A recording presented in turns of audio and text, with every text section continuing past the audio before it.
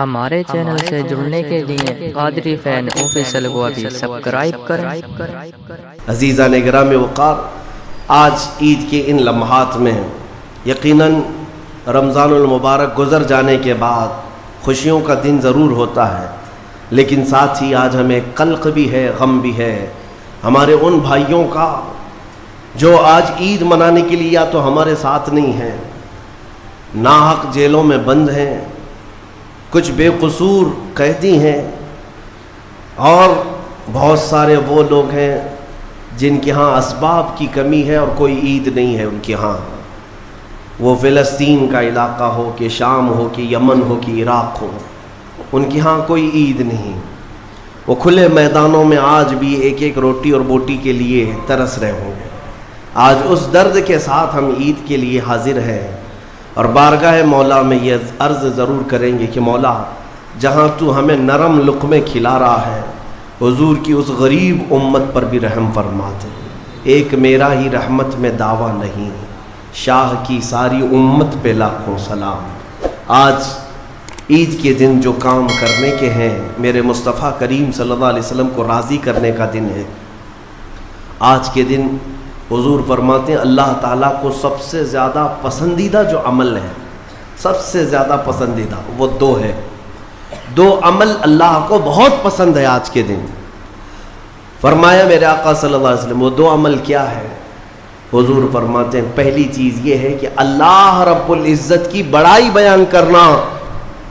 اللہ اکبر اللہ اکبر اللہ اکبر، لا الہ الا اللہ واللہ اکبر، اللہ اکبر وللہ الحمد۔ یہ اللہ رب العزت کی بڑائی، تکبیر، اللہ سب سے بڑا ہے، یہ تکبیر بیان کرنا پہلا عمل اللہ کو سب سے زیادہ پسند ہے۔ دوسرا عمل استغفار، استغفر اللہ استغفر اللہ استغفر اللہ استغفر اللہ ربی من کل ذنب واتوب الیہ۔ دو عمل آج کے دن اللہ بہت پسند فرماتا ہے، ایک اس کی بڑائی بیان کرنا تکبیر، اور دوسرے استغفار۔ اور فرمایا کہ جب اپنے گھروں سے نکلو تو تکبیر کہتے ہوئے نکلو۔ کتنے لوگ ایسے ہیں جو تکبیر پڑھتے ہوئے آئے؟ بہت کم لوگ ہیں، سب اپنے اپنے دھن میں چلے جا رہے ہیں۔ یہاں تک کہ فرمایا اس تکبیر کا اہمیت کا اندازہ اس سے لگاؤ، آنے کے وقت جس راستے سے آئے تھے عید کے لیے، جانے کے وقت دوسرے راستے سے جاؤ، واجب نہیں ہے، لیکن اس کی حکمت کیا ہے؟ ایک راستے سے آنا اور دوسرے راستے سے جانا سنت۔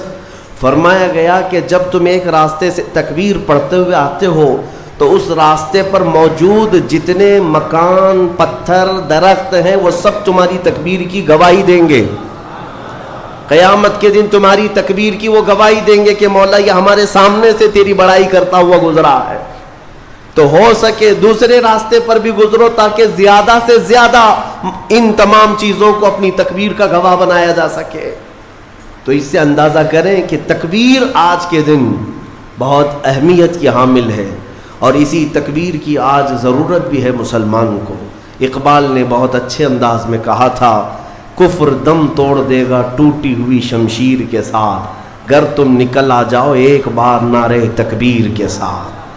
مطلب یہ ہے کہ اس تکبیر کا آج بھی بہت سارے لوگوں کو انتظار ہے، جس تکبیر کی آواز سے ہی کفر کے خیموں میں ہلچل مچ جائے۔ وہ صرف اور صرف حلق سے نکلنے والی تکبیر نہیں ہے، وہ ایمان کی بشاشت اور توکل کے ساتھ نکلنے والی تکبیر ہے۔ آج میرے عزیزوں، عید الفطر میں جو نہیں کرنے کے کام ہے وہ مجھے بتانے کی ضرورت نہیں، سمجھدار طبقہ ہے ہمارا۔ آج شام تک ایک بات طے کر کے رکھ لینا، کیونکہ کل رات کو ہی شیطان آیا ہے چھوٹ کر کے قید سے، اور وہ اپنے پورے فورس کے ساتھ چاہتا ہے کہ تمہیں کسی نہ کسی طرح سے ان راستوں سے لے کر گناہوں کے اڈوں پر لے جاؤ۔ کتنے ایسے لوگ ہیں جو ایک ہی دن میں اس کے شکنجے میں پھنس جاتے ہیں، یہ ان کا معاملہ ہے۔ اسی لیے آج شام تک اپنے آپ کو کنٹرول کرو کہ میں نہ آج گانے بجانے، سینما اور جوؤں کی طرف جاؤں گا، اور نہ ہی بے حیائی کے اڈوں کی طرف جاؤں گا۔ آج کا دن اللہ رب العزت اپنے فرشتوں پر رشک فرماتا ہے۔ توجہ تو چاہتا ہوں، توجہ۔ عید کے دن جب بندے سجدے میں گرتے ہیں، عیدگاہ ہو کہ مسجدیں ہو، جیسے ہی تم عید کے دن سجدے میں چلے جاتے ہو، یہ لمحہ کون سا ہے جانتے ہیں آپ؟ یہ لمحہ کون سا ہے؟ جس دن دنیا پوری، آپ بھی رمضان بھر سجدے میں گئے ہوں گے، عبادتیں کر کے بھیک کیا مانگتے تھے؟ اللہ تو راضی ہو جا۔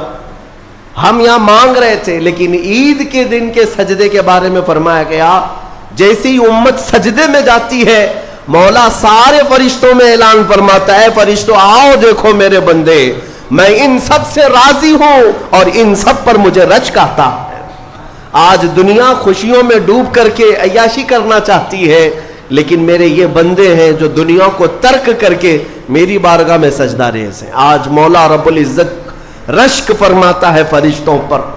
اس لیے میرے عزیزوں، نہایت ہی اخلاص کے ساتھ، اطمینان کے ساتھ اور اللہ رب العزت کی بارگاہ میں اپنے آپ کو خود سپرد کر کے عید کی نماز ادا کریں، اور امید ہے کہ یہ عید ہماری ایک انقلاب لائے گی انشاءاللہ۔ جو حالات آج پیدا ہو چکے ہیں، میں اس کے لیے بھی گزارشتاً یعنی معروضتاً یہ عرض کروں گا کہ آپ امن و امان کو برقرار رکھیں، امن و امان کو برقرار رکھیں، یہ بہت ضروری چیز ہے۔ مجھے افسوس ہے یہاں کے بھی حالات اور پورے ہندوستان کے بھی حالات جس طرح سے اپنائے جا رہے ہیں۔ یہودیوں کی ایک بڑی سازش تھی خلافت عثمانیہ کے زمانے میں۔ وہ کیا کرتے تھے کہ مسلمانوں کو بھڑکانے کے لیے، ورغلانے کے لیے کچھ ان کی مقدس چیزوں کی توہین کرتے تھے کسی ایک کے ذریعے سے، اور جب مسلمان بھڑک جاتے، باہر آتے، تو پھر ان کے بیچ میں یہ یہودی بھی داخل ہوتے تھے، باضابطہ یہ طریقہ اپناتے تھے، اور پھر مسلمانوں میں آپس میں لڑا دیتے تھے۔ اس کے بعد وہاں سے خلافت کے خلاف اعلانات بھی کرتے تھے، اس میں یہودی داخل ہوتے تھے۔ تو اس طرح بھیڑ جمع کر کے باہر ورغلانا، لوگوں کو اکسانا، یہ ان کا کام تھا تاکہ زیادہ سے زیادہ مسلمانوں کا نقصان ہو سکے۔